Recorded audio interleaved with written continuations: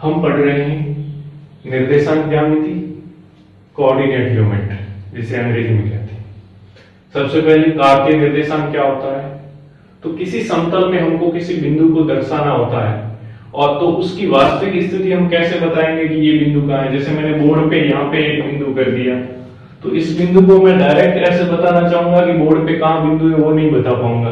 तो उसके लिए हमें क्या करना पड़ेगा कि इस बिंदु की स्थिति देखनी पड़ेगी, बतानी पड़ेगी कि यहां से है वो इतना दूर है, नीचे से है वो इतना दूर है।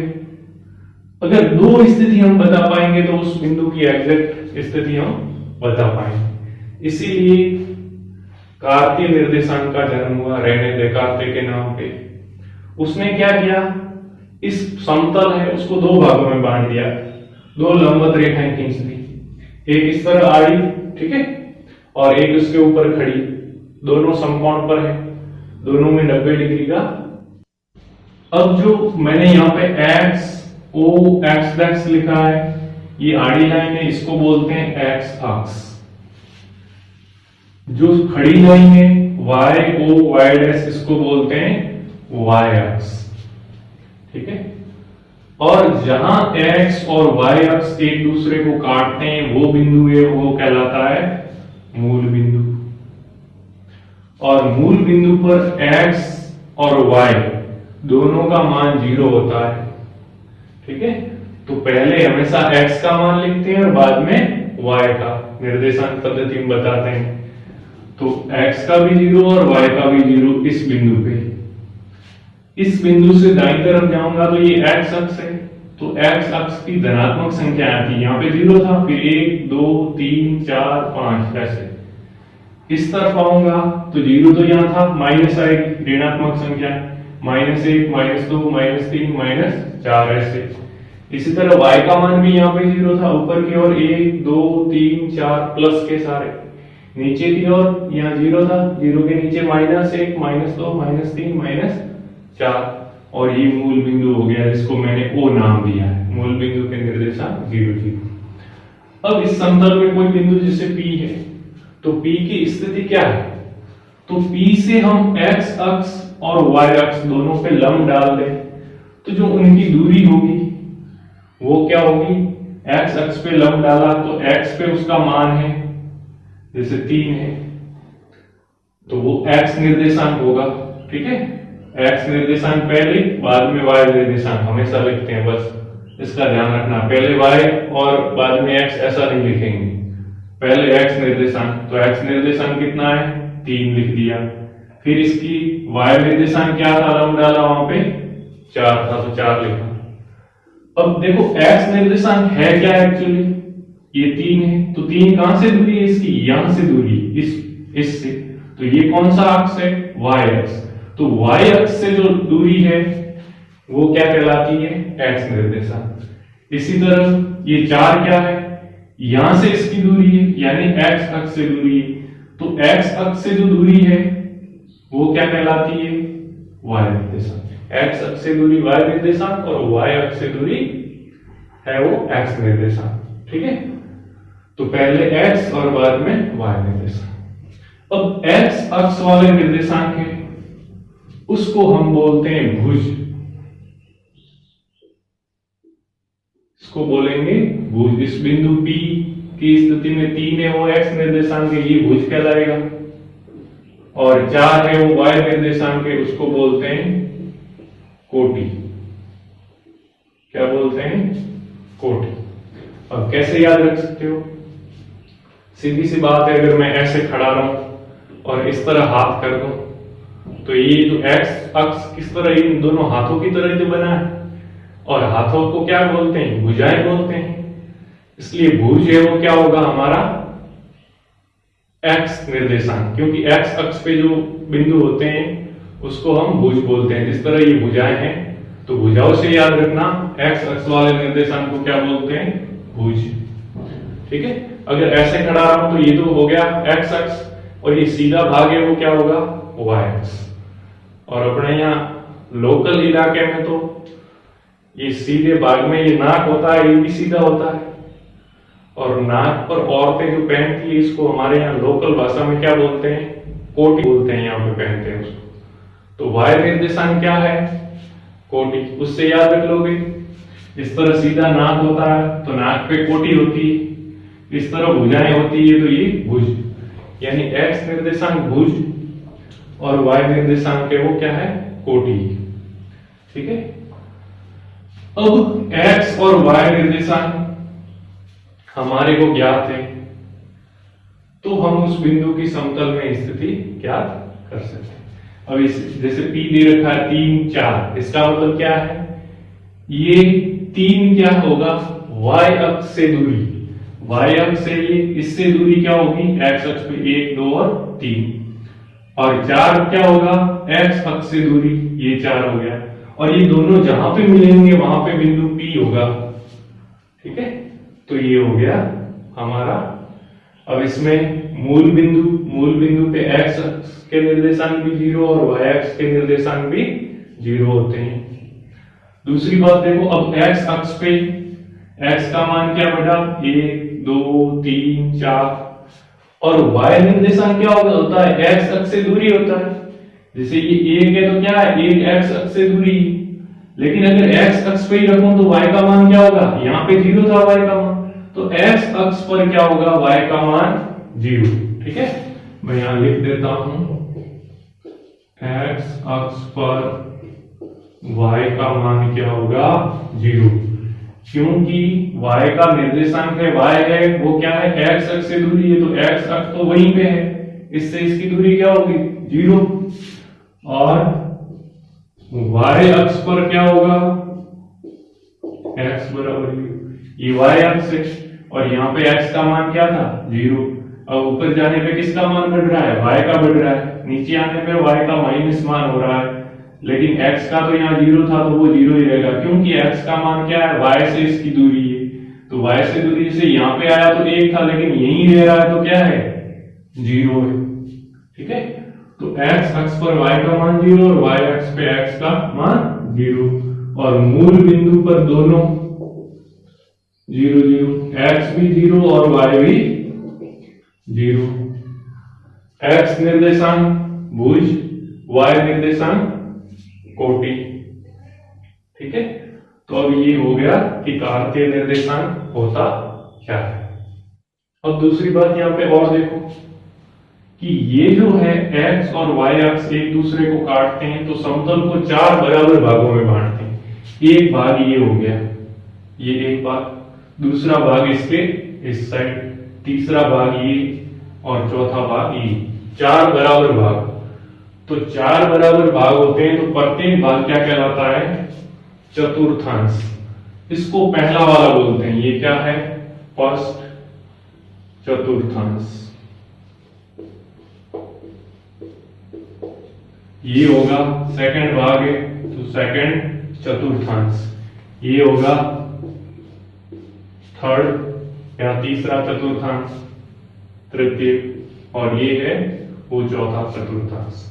अब देखो इन भागों में क्या क्या है। देखो इस भाग में देखोगे तो x अक्ष वाले मान भी क्या है?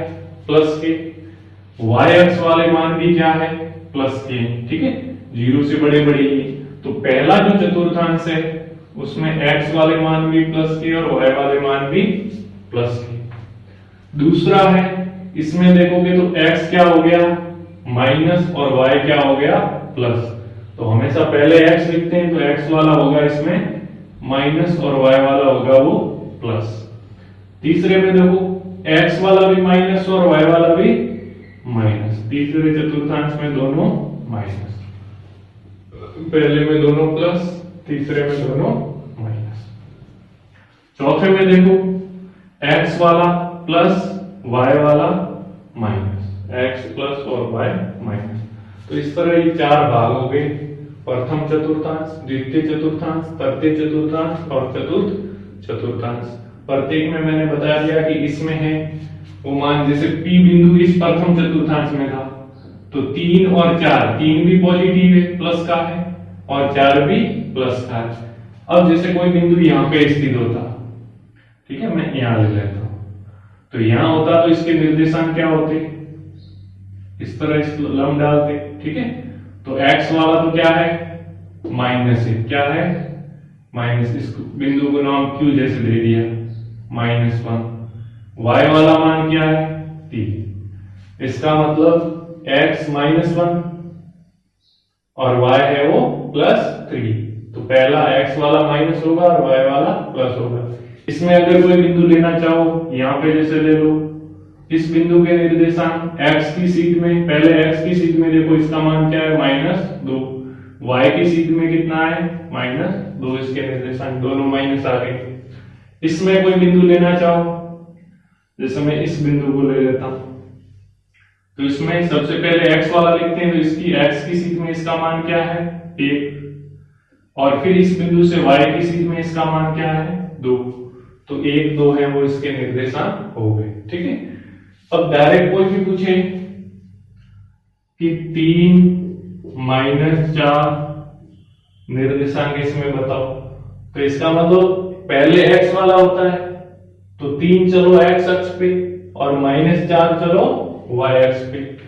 तो x अक्ष पे प्लस का 3 कहां पे आएगा, यहां पे, और y अक्ष पे -4 बोला है तो कहां पे आएगा, यहाँ पे। और ये दोनों कहां पे मिलेंगे, ये और ये कहां मिल जाएंगे, यहाँ पे। तो वो बिंदु कहां पे हो जाएगा, यहाँ पर x 3 और y -4, ये बिंदु इस तरह दर्शा सकते हैं कार्तीय निर्देशांक पद्धति में। अब कुछ आगे और देख लेते हैं। जैसे किसी समतल में दो बिंदु हैं, ठीक है, और इनके निर्देशांक क्या है, पहला बिंदु P है, ये वाला। इस P बिंदु के निर्देशांक है x1 y1। इसका मतलब इसकी सीध में यहाँ पे क्या होगा, x1 होगा, और यहाँ पे क्या होगा इसकी सीध में y। ठीक है, बिंदु P, इसके निर्देशांक x2 y2 है। x2 मतलब x अक्ष पे, यहाँ इसकी सीध में यहाँ पे क्या होगा, x2, और इसकी सीध में y अक्ष पे क्या होगा, y2। अब इन दोनों बिंदुओं के बीच की दूरी निकालनी है, सीधी दूरी। तो इन बिंदुओं को मैं मिला लेता हूं, ठीक है, ये मैंने मिला लिया, और इनको मैंने मिलाने पे ये क्या आया, x1। इसको मैंने मिलाया तो ये क्या आया, x2। अब इनको मैं इससे इस पर सीधा लंब डाल दूं तो ये क्या बनता है, एक समकोण त्रिभुज बनता है। ठीक है, अब ये दूरी हमें मालूम करनी है, तो देखो यहां से ये जो y अक्ष से इससे दूरी हमारी होती है, y अक्ष से ये दूरी x1 है और y अक्ष से ये दूरी x2 है। जैसे ये मान लो 2 है और ये यहां से दूरी 2 है और यहां से ये दूरी 5 है, तो ये दूरी ज्ञात करनी होगी। तो क्या करेंगे, 5 में से ये 2 वाली घटाएंगे तो ये बीच वाली आएगी। इसका मतलब इसके बीच की दूरी ज्ञात करनी है, तो हमारे क्या आ जाएगी, x2 में से x1, यहाँ ये वाला घटाएंगे तभी तो ये इतना रहेगा, तो x2 - x1 ये दूरी हो जाएगी। ठीक है, इसी प्रकार से अब देखो इसको मैं यहां से मिलाऊं तो ये y1, और अगर इसको यहां से मिलाऊंगा तो ये क्या है, y2। तो ये दूरी है वो इसके बराबर होगी। ठीक है, और यहाँ पे y1 क्या होगा, x अक्ष यानी मूल बिंदु से ये y1 दूरी, यहां तक की दूरी ये है, और इसी बिंदु से ये दूरी y2 है, तो y2 यहां तक की ज्यादा है, यहां तक की ये घटा दूंगा y1 तक की, तो ये क्या रहेगी, ये बीच वाली। तो y2 - y1 है वो क्या होगा, ये दूरी, ये क्या था, x2 - x1, ये क्या था, y2 - y1। अब समकोण त्रिभुज बन गया, और समकोण त्रिभुज में क्या है, समकोण के सामने वाली भुजा क्या होती है, कर्ण। इस त्रिभुज का मैं नाम दे दूं, चलो P और Q तो है ही, इस बिंदु को मैं R नाम दे देता हूं। तो समकोण त्रिभुज है कौन सा, PQR, समकोण है। समकोण के सामने वाली भुजा कर्ण, और पाइथागोरस प्रमेय हम समझते हैं, जानते हैं कि कर्ण का वर्ग है वो क्या होता है, कर्ण का स्क्वायर है वो लंब के स्क्वायर और आधार के स्क्वायर के योग के बराबर होता है। ठीक है, यानी कर्ण का स्क्वायर है वो क्या होता है, अन्य दो भुजाओं के वर्गों के योग के बराबर होता है। तो हमारे को तो दूरी ये ज्ञात करनी है, ये क्या है, कर्ण P से Q बिंदु की दूरी ज्ञात करनी है। तो PQ का स्क्वायर बराबर क्या होगा, अब यहाँ पे बिंदु कौन सा है, पी आर, और ये क्या है, क्यू आर, यानी पी आर का स्क्वायर प्लस क्यू आर का स्क्वायर। और पी आर हमने अभी ज्ञात किया था कि x2 में से x1 घटा देंगे तो ये, तो x2 माइनस x1 का स्क्वायर, और ये क्या था, क्यू आर, ये आया था हमारा y2 माइनस y1 का स्क्वायर। इसका मतलब हमारा जो कर्ण का स्क्वायर है, ठीक है, कर्ण का स्क्वायर है वो क्या आया था, और कर्ण का ये क्या नाम दे दें, हमारे पी क्यू के बीच की दूरी है, तो यहाँ पे मैं पी क्यू लिख दूं, यहाँ पे वैसे पी क्यू लिख ही दिया है, ठीक है। तो पी क्यू का स्क्वायर बराबर ये आया, ये किसके आया, बराबर आया पी क्यू का स्क्वायर। तो अपने तो स्क्वायर नहीं चाहिए, पी क्यू सिर्फ भुजा चाहिए, तो दोनों तरफ वर्गमूल ले लूंगा, तो इस तरफ वर्गमूल लूंगा तो ये स्क्वायर हट जाएगा, और उस तरफ इनके ऊपर वर्गमूल आ जाएगा, x2 माइनस x1 का square plus y2 minus y1 का स्क्वायर। यानी अगर दो बिंदु दे रखे हो जिनके x और y निर्देशांक दे रखे हो, तो उनके बीच की दूरी क्या होती है, x2 माइनस x1 का square plus y2 minus y1 का स्क्वायर, और उसका वर्गमूल कर दो, ठीक है। अब मैं दो बिंदु का एक उदाहरण लेके बताता हूं कि उनके बीच की दूरी है वो क्या होगी, ठीक है। और जैसे प्रश्न है, मूल बिंदु से बिंदु 3, 4 की दूरी ज्ञात करो, तो मूल बिंदु को हम किससे दर्शाते हैं, O से, और उसके निर्देशांक आपको मालूम होने चाहिए कि मूल बिंदु जहां x और y अक्ष दोनों आपस में काटते हैं वहां x निर्देशांक भी 0 और y निर्देशांक भी 0 होता है। तो मूल बिंदु के निर्देशांक आ गए, ठीक है। और अन्य बिंदु है, उस बिंदु को a मान लो, b मान लो, यानी p मान लो, चलो, ठीक है। तो दूरी क्या होगी, O से P तक की दूरी, जैसे ये। अब क्या होती है, और हमारे को मालूम है दूरी क्या होती है, डायरेक्ट मैं फॉर्मूला लिख दूं, यहाँ पे पहले फॉर्मूला लिखना है अगर प्रश्न आए तो, x2 माइनस x1 का whole square plus y2 minus y1 का होल स्क्वायर। अब देखो यहाँ पे दूरी क्या है, बिंदु O, मूल बिंदु से इस बिंदु P की दूरी ये OP क्या होगी।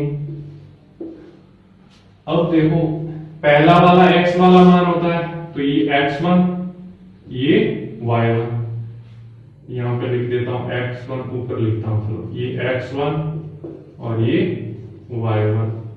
दूसरा वाला बिंदु में ये होगा x2 और ये क्या होगा, y2। तो x2 माइनस x1, x2 कितना है 3, माइनस x1 कितना है 0, x वाले में से x वाला घटाना है, और उसके ऊपर कोष्टक में बंद करके स्क्वायर और बीच में प्लस, फिर y2 माइनस y1, अब इसके y2 4 और y1 क्या है 0, तो 4 माइनस 0। अब क्या हो जाएगा, वर्गमूल के अंदर 3 में से 0 गया, क्या रहा 0, और 3 का स्क्वायर मतलब 3 को आपस में 2 बार गुणा, 3 इंटू 3 कितना होगा 9, प्लस 4 का स्क्वायर मतलब 4 गुणा 4, क्योंकि 4 माइनस 0 तो 4 ही होगा, कितना होगा 16। अब इनको जोड़ेंगे तो क्या हो जाएगा 25, और 25 का वर्गमूल क्या होता है 5। यानी मूल बिंदु से इस बिंदु की दूरी कितनी होगी 5 इकाई। अब इकाई कोई भी हो सकती है, अगर सेंटीमीटर में होती ये सब तो सेंटीमीटर हो जाती, मीटर में होती तो मीटर होती, अपने को कोई इकाई नहीं दे रखी, इसलिए हम बताएंगे कि 5 इकाई, ठीक है। एक और उदाहरण लेते हैं, दो बिंदु और उनके बीच की दूरी। जैसे इन दो बिंदु P और Q के बीच की दूरी ज्ञात करनी है, ये दूरी यहां से यहां तक की, ठीक है। अब क्या होता है सूत्र, PQ बराबर x2 माइनस x1 का square plus y2 minus y1 का स्क्वायर और उसके ऊपर वर्गमूल। तो ये क्या होगा, इसको लो x1, ये होगा y1, पहले x वाला फिर y वाला, एक ही बिंदु के x1 और y1, दूसरे बिंदु के ये पहला वाला x2, दूसरा वाला y2। अब दूरी PQ बराबर क्या हो जाएगी, x2 माइनस 1 माइनस x1, तो माइनस और फिर माइनस 2 है, तो माइनस और माइनस क्या हो जाएगा यहाँ पे प्लस। जब गुणा होता है और समान निशान होते हैं, यानी माइनस माइनस होंगे तो प्लस होंगे और प्लस प्लस होंगे तो भी प्लस, लेकिन एक प्लस और एक माइनस है तो माइनस रहेगा, ये ध्यान रखो। और उसका स्क्वायर, फिर y2 क्या है 1 माइनस अपन ने लगा दिया। अब इसमें भी माइनस है तो माइनस और माइनस दोनों समान हो गए तो क्या हो गया प्लस, और क्या है 1। अब देख लो, अब क्या है 2 प्लस का और 1 माइनस का। तो जब मैंने प्लस और माइनस के होते हैं तब बताया था कि करना नहीं है, कुछ नहीं है, अगर दोनों समान निशान है तब जोड़ दो, दोनों प्लस है तो जोड़कर प्लस, दोनों माइनस है तो भी जोड़ो, लेकिन जोड़कर आएगी वो संख्या आएगी माइनस। जब एक प्लस और एक माइनस हो तो घटाना, तो 2 में से 1 गया, बड़े में से ही घटाएंगे, 2 में से 1 गया, क्या रहा 1, और बड़ी संख्या के आगे निशान क्या है प्लस, तो प्लस का 1 रहेगा, तो प्लस का 1 और उसका स्क्वायर 1। और हमेशा ये कोष्ठक है और उसके ऊपर स्क्वायर है, तो अंदर भले माइनस का बचे तो बाहर हमेशा प्लस का ही आएगा ये संख्या, ठीक है। इसके अंदर से पूरी संख्या, तो यहाँ 1 रहा था, 1 का स्क्वायर 1 प्लस ही आएगा, और यहाँ पे 1 और 1 2, 2 का स्क्वायर 2 गुना 2 क्या होगा 4, तो उत्तर क्या आ जाएगा √5, ठीक है। तो √5 इकाई वो इनके बीच में क्या होगी दूरी। तो धन्यवाद, जय हिंद, जय भारत। आगे का पाठ कल देखेंगे, तब तक के लिए धन्यवाद।